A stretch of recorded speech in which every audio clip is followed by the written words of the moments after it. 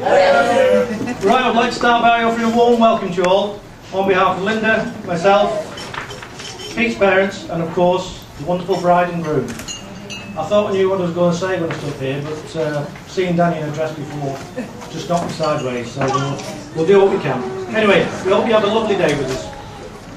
Now, this is my first ever Father's of Bride speech, so please go easy on me. Barra can heckle me if you must, but please, please, no booing. No, come on, not on a special day, it would be right. Especially you.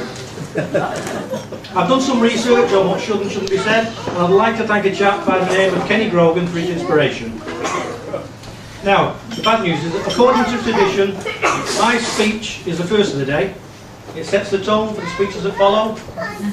It's brief, solemn, and the least funny. Well, least funny it might be, but solemn, not a chance. Before I start though, I have an important health and safety announcement to make on behalf of the golf club. They have asked, could you all please refrain from standing on the tables and chairs during my standing ovation. I have a few quick messages. Dad, just remember for the duration of your speech, my name's Craig. Begins with a C. Ian's the one sat on your table. Rick, nice suit. Didn't know they made them in your size. Action man. I didn't know Danny had booked a page boy. Elaine, where's she gone? Where's Elaine gone? Elaine, where's she gone? I'll get her when she comes back. And before then, there are two very special people I'd like to mention. They're Ken and Marge, who are Danny's grandparents. They thought the world of Danny and would have loved to have been here today. Now, in honour of all our families and friends, could you raise your glasses as we toast our absent friends?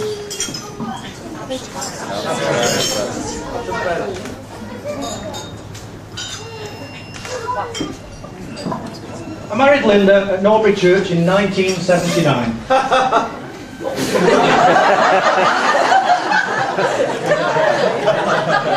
Thank you, that's a proud day of you. The 32 years of marriage since then have really flown by, and I'd like to thank you for 27 very happy years. So then, 32 years of marriage, with all sorts of things for me to worry about. There's Linda, who, as many of you know, has walking difficulties. Well, to be more precise, she has difficulty walking past an open shop. And then there are three completely wacky but lovely daughters, Danni, Hayley and Nina. And of course the remarkable James, who can talk a glass eye to sleep. Add to that a couple of crazy dogs, a few rabbits, 7 lovebirds that used to fight with each other, and now a new son-in-law to worry about. So if you're wondering why my hair's turned grey and I look completely knackered, that's the reason. So then, Danielle Louise Walsh, born on the 21st of April. You look forward in this section. 1984. I remember when she was born, I kissed her and cuddled her, had a big smile on my face, and I had 1 or 2 tears in my eye at the time. I felt much the same earlier today. I think it must have been the pre-wedding nerves, and then seeing all the bridesmaids and Danny in the wedding dresses. I did well to hold back the tears as long as I did. It wasn't easy. It wasn't until Danny passed me a lovely handwritten note that finally cracked. I read it a couple of times and then just slumped into the chair. It was unbelievable, Danny. Why on earth she chose that time to give me the final bell for the wedding, I'll never know. Now, one of Danny's great attributes is her ability to speak to people of all ages. You've probably seen her today with all the kids, they love her. It's always a pleasure to watch Danny make young children laugh, smile and giggle. She's got a special ability to talk to them at their level, teach some basic things like drawing, colouring in and building things. These skills will be invaluable to her over the coming years.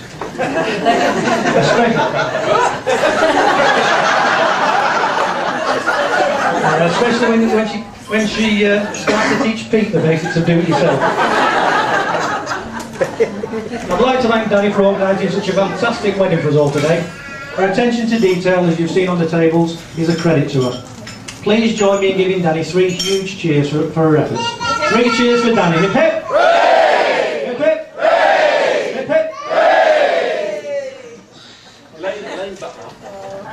Hooray! Elaine, you missed it. You missed the section, Elaine. Now you're in for it. All I was going to say is, I know you really want to ask, but no, I'm not Commando. Right, Pete. We're back to the solemn section now. Pete, where do we start? Best ever or taste sensation? At this section, I had a short list of about 20 things I could have talked about, but time... I know, 29 minutes, wasn't it? Yeah, I couldn't fit all in. So I don't know whether to go with best ever or taste sensation, so I'm going to ask Lily and Lulu. What name do you use for Pete? Stinky Pete. Stinky Pete, that's a bit harsh. Thanks, Lulu. It's a pity the Vicky didn't know that earlier.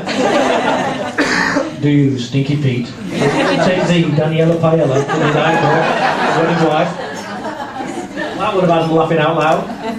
That's lol, being myself and you guys.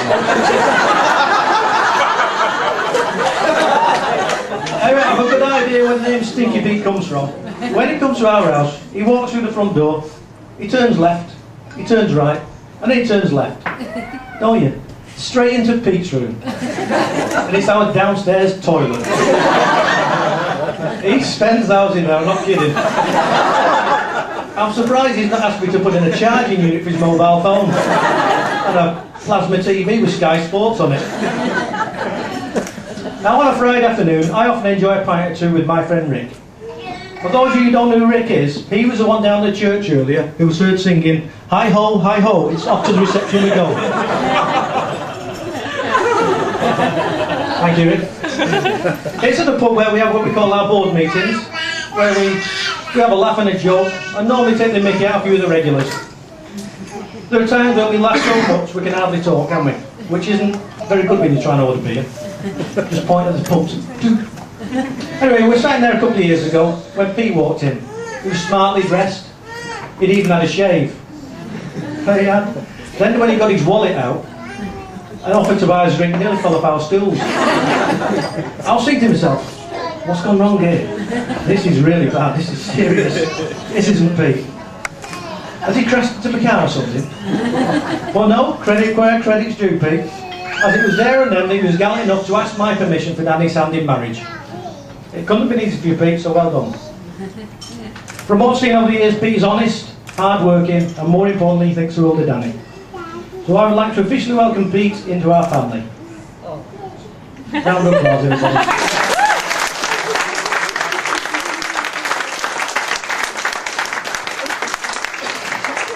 I was going to thank Claire, our wonderful violinist, but she's now on the M62. I thought the entertainment from earlier on was superb. I'd also like to thank Peter, the Toastmaster, for ensuring that the day has gone so smoothly. Thank you very much.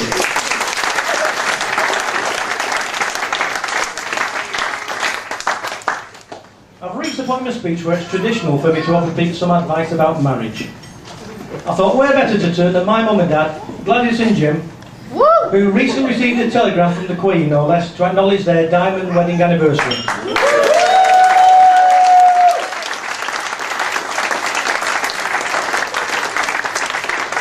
I asked Jim a simple question. I said, Dad, over the past 60 years, has there ever been a time when you considered divorce? He thought long and hard before looking me right in the eye and saying, Ian, divorce never. But murder?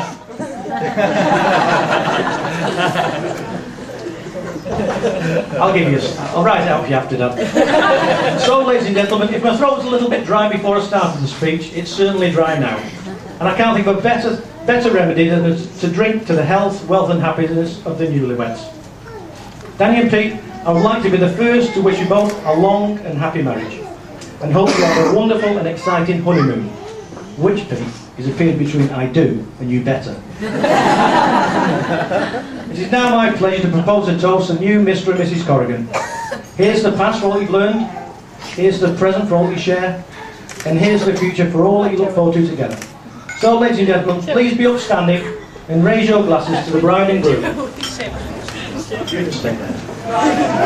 bride and groom.